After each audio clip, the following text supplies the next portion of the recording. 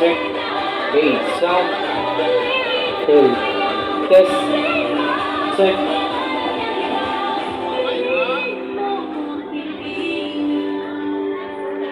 Hey, check.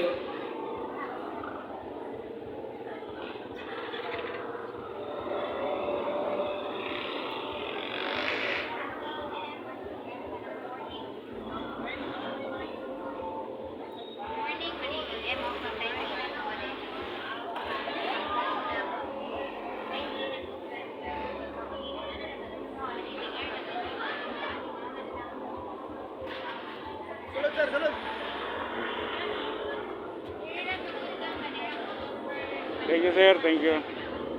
Hello guys, atong gisulod din ato ang boat diri sa may Bayawan City guys. Look guys, ato ang mga produkto karon guys no.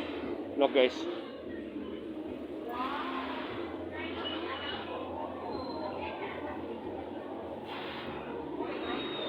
Bayawan City guys, Negros Oriental. Look guys, ang ato ang boat.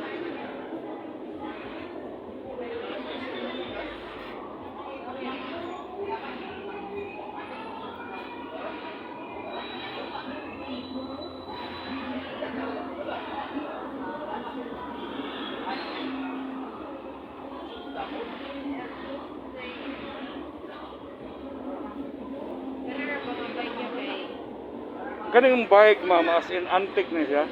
Yes, kaya kana nga bike is nakaabot na siya Luzon, Visayas ug Mindanao. Wow. Gilibot ni tatay gamit siya nga bike. Kinsa nga tatay? Si tatay Felcon de Vera.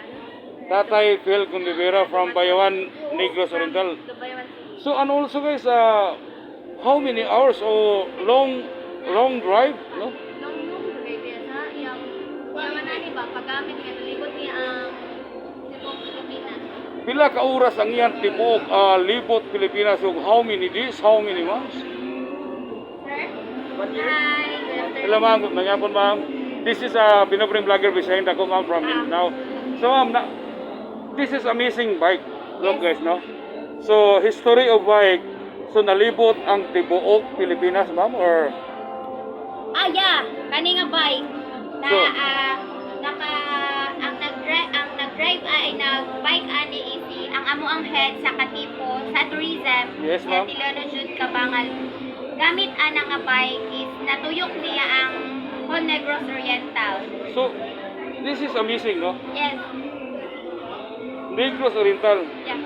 Then From outside po sa Negros Oriental. outside of Negros Oriental, Luzon, Visayas at Mindanao. Look guys, si tatay, sa ngalan Tatay tatay. Falcon o si Atilano Jud Kabangal. Look guys, no? Kani nga bike guys, this is amazing bike, no?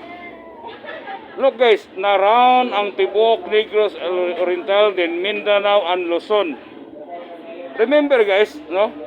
O kita'y paggamiton ng bike buhi pa ta guys. Sa ganitong panahon guys, sa sitwasyon karon na medyo ang dami na nating mga bisyo guys. Pero look guys, kaning nga bike guys nalibot ni Tatay Luzon, Visayas at Mindanao here in Pantawan, oh no, Bayawan City, Negros Oriental guys. Unya, naa karon ang ilang boat diri guys, naa diri karon ang ilang bike naka-display sa boat diri sa Buglasan Festival dayong Bayawan City ang inyong masaksihan karong gabi una guys. Bisitaan ninyo diri guys, no? Nindot kayo ang mga bike guys na libot yung tanan niya. And also guys, napo tayo mga and more mga produkto gikag Bayawan City guys.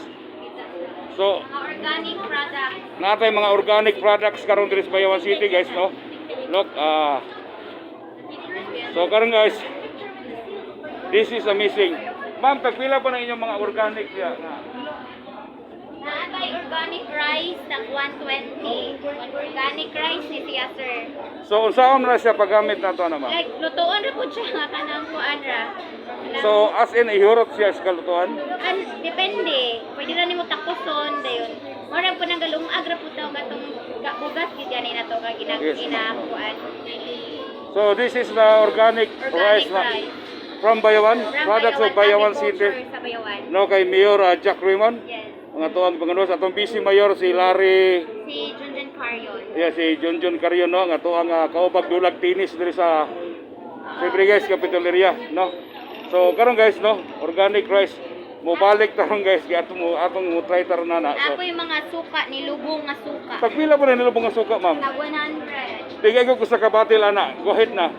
So ma'am, guys, look guys, nipalit ko usa ka batil nga nilubong nga Nilubong nga suka. So gilubong siya dili expansion guys ha. Dili expansion. So wala ni mo agig proseso sa simbahan para ilubong guys. So ang technique nila guys, ila ning gilubong ang mga suka.